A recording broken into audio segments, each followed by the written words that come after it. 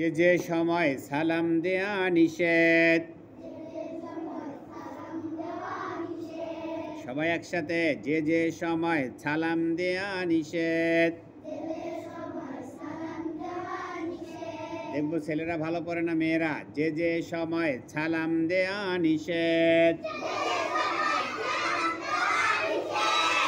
নামাজে রত ব্যক্তিকে ইস্তেনজায়ে রত ব্যক্তিকে অজু করনেওয়ালা ব্যক্তিকে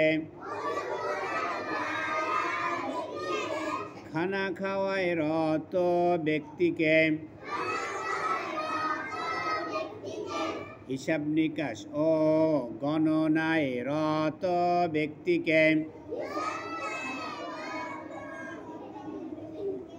আজানে রত ব্যক্তিকে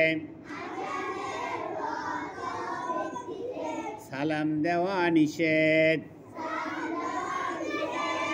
ঠিক আছে, যদি কেউ দিয়ে দেয় তাহলে কোনো সমস্যা নাই, কিন্তু এই সময় সালাম দিলে তখন হিসাব নিকাশ করছে, তুমি সালাম দিলা, তার হিসাব নিকাশে ভুল হয়ে গেল।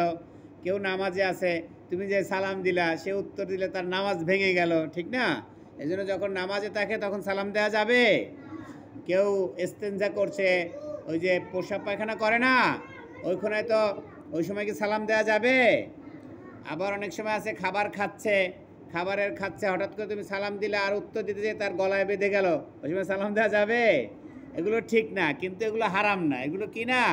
হারাম না। দিলে সমস্যা নাই, বাট এই সময় দেয়াটা ঠিক। মন থাকবে সবার? আচ্ছা।